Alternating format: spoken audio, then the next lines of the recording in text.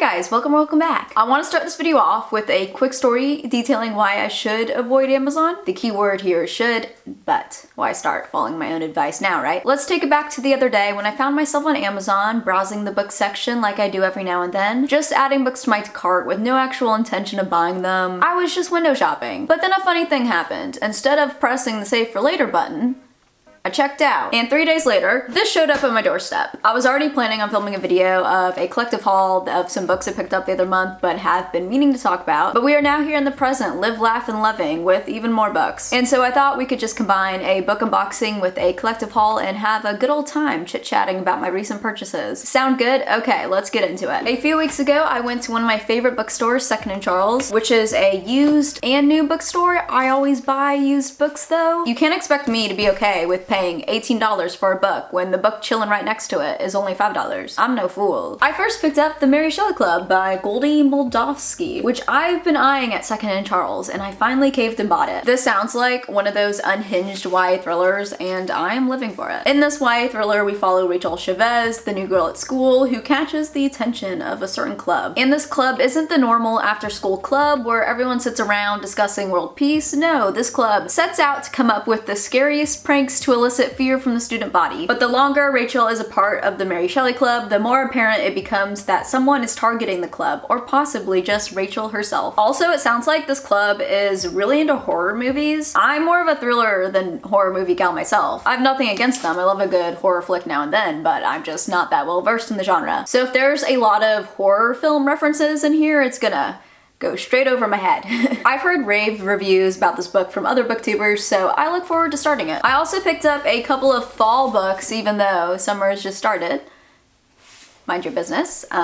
This Agatha Christie actually I wanted to read last fall because I thought the title, Halloween Party, would make for the perfect Halloween day read, but I never got around to buying it, so I was ecstatic when I saw it at Second and Charles for only $4. Second and Charles is a wonderful place for book shoppers, but also very dangerous for the ever-growing TBR. Very dangerous indeed. Fun fact, Agatha Christie actually wrote over 70 books in her life. I am impressed to say the least. I could never. This is the 41st novel in her Hercule Poirot series that involves possibly a double murder situation, one in which involves drowning in an apple bobbing tub. Oh, what a sad way to go. I wish when going into my first Agatha Christie, someone would have told me that the writing style is more so like something you would see in a classic rather than a contemporary mystery, because I was low-key expecting like a fast-paced page turner. And so I actually did end up DNFing my first Agatha Christie for like about a year until I picked it up again. So her writing style is definitely something you have to get used to, but once you do, I've said this before, but her books, especially the Hercule Poirot series, feels like you're playing Clue in your head, because you're trying to solve this mystery alongside the detective. It's a fun time. Now this book will either be my Halloween day read or it will be this next book, The Kiss Curse by Aaron Sterling. I don't know guys, I think the universe is trying to get me to embrace fall. And like, I'm not necessarily saying no. Pumpkin spice and everything nice and all, am I right? This is the second book in the XX series, and in here we follow Gwen, who, if I'm remembering correctly, was the best friend in the XX. And Gwen's love interest is Graves Glen, who after moving to Penhallow opens a witchcraft shop right across from Gwen's witchcraft shop. I wouldn't consider Penhallow a fairly large town, so two practically identical shops right next to each other. I can't envision working out. How much do you want to bet that this is going to be an enemies to lovers? Wait, if these two get married and they keep Glen's last name, Gwen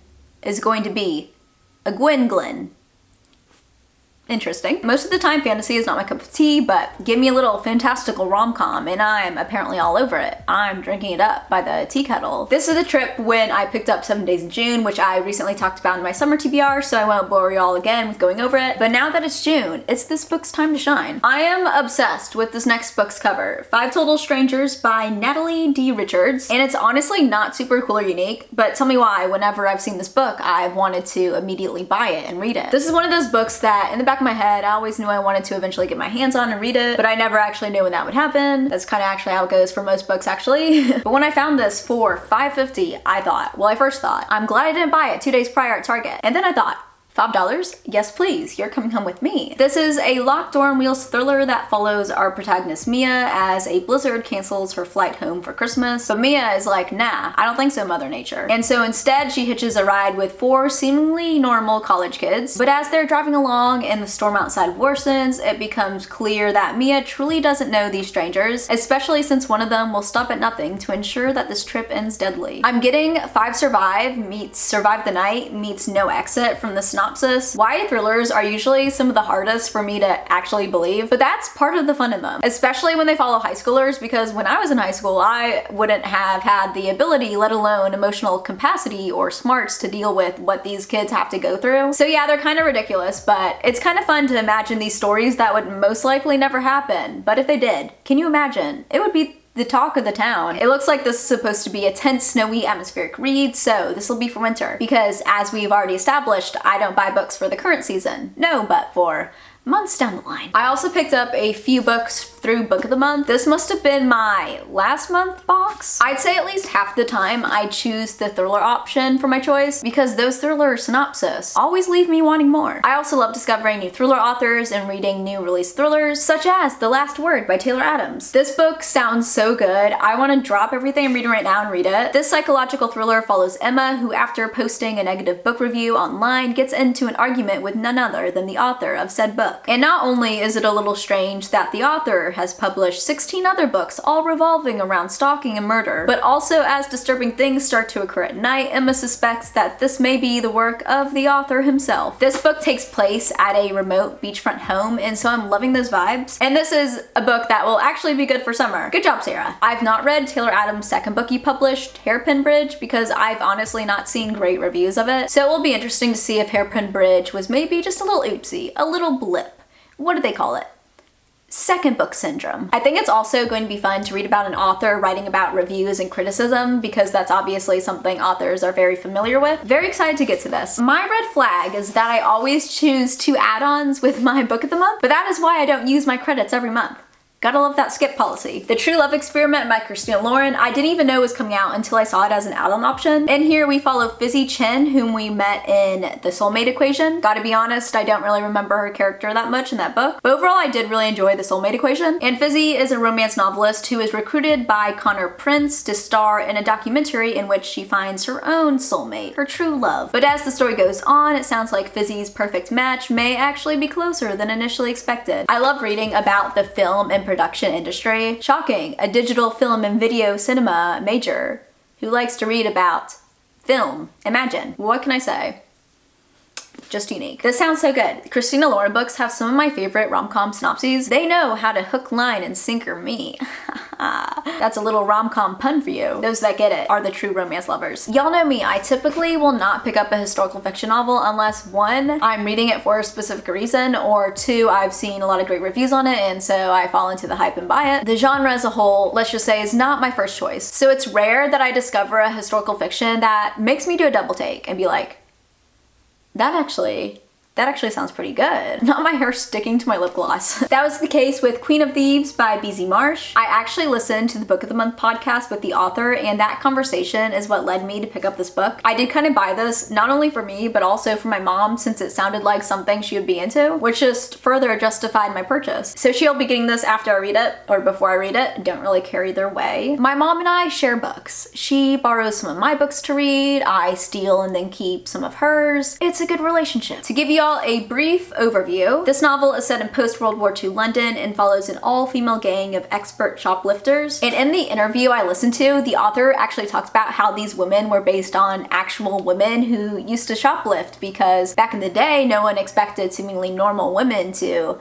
be criminals. And so I loved that concept of these women basically using their femininity to fool everyone, just pull a fast one on everyone. I swear strong female characters are my bookish love language. Include those types of women in a book and I'm already going to have respect for it. And the fact that this novel is based on real people just elevates the coolness factor of it all. Moving on to my Amazon purchases. I generally don't buy books from Amazon because I like to support other book retailers when I can. Jeff Bezos is already ranking in so much. We gotta spread the love. I have to hand it to Jeff though, because Amazon is a great place to find books unavailable elsewhere and for a great price. Anyways, first box. In my summer TBR, I asked you guys which Frida McFadden y'all thought I should start with, and I got numerous responses saying The Inmate. Guys, we must be on the same wavelength or something, because I was already eyeing The Inmate before any of y'all recommended it. So I took that as a sign from God himself that he thought I should buy it. You guys also recommended some other books by her that sound right up my alley as well, which I do want to eventually read, assuming that I like Frida McFadden's writing style and all. This thriller follows Brooke, a new nurse practitioner at a men's maximum security prison, where no one knows that Brooke's testimony is what led one of the most dangerous inmates, who was also Brooke's high school sweetheart, in prison in the first place. I hope the inside of this book is as chilling as this cover. I kind of hate it, but I also kind of love it. Maybe I'm actually somewhere in between. I've never imagined wanting anything to do with a men's maximum security prison. Like, that just does not seem like the best place for a woman. But I'm going to read about one, and I'm intrigued and slightly kind of concerned for our protagonist. This next novel has been on my mental TBR ever since I read The Last Mrs. Parrish by Liv Constantine. Did y'all know there's a prequel? I feel like this isn't talked about in the book community that much, certainly not as much as The Last Mrs. Parrish. And here we get the backstory behind Amber Patterson and what led her to become the woman we witnessed in The Last Mrs. Parrish. I loved following the characters in The Last Mrs. Parrish, and you could really tell that Amber had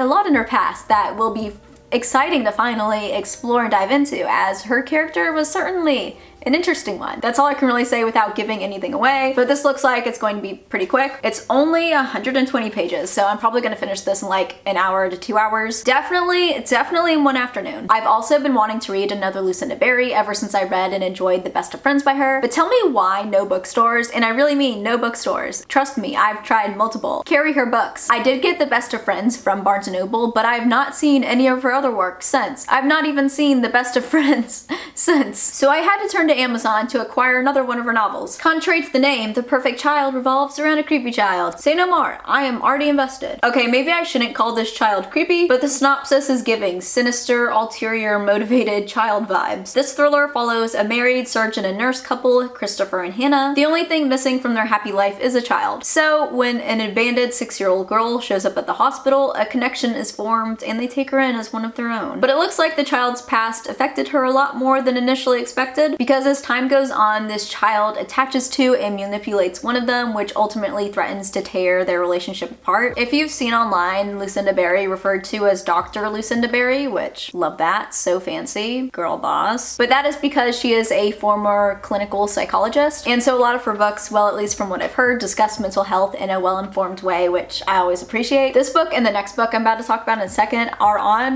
my 23 books I want to read in 2023 list, which I've actually been doing pretty good with, and I low-key haven't even been prioritizing those reads, even though that's what that list is there for. So maybe I'll get to all 23 books in 2023. And then the last book, or rather books I picked up, is the Mindfuck series by S.T. Abbey. This is books 1 through 5 combined into this giant book right here. This is just 700 pages of delicious, thrilling fun. Everyone I've seen read the series has been hooked from book 1, and I can definitely see why, because this is a romance series between an FBI agent and a serial killer. I'm getting female Dexter vibes for some reason. Don't trust me on that, I could be wrong. You know how some people don't like thriller elements in romances? I couldn't disagree more. Give me all the thrill in my romances. I want that heightened tension and anxiety that will just in the end bring our two love interests even closer together. You know, now that I'm saying it out loud, that kind of sounds like trauma bonding.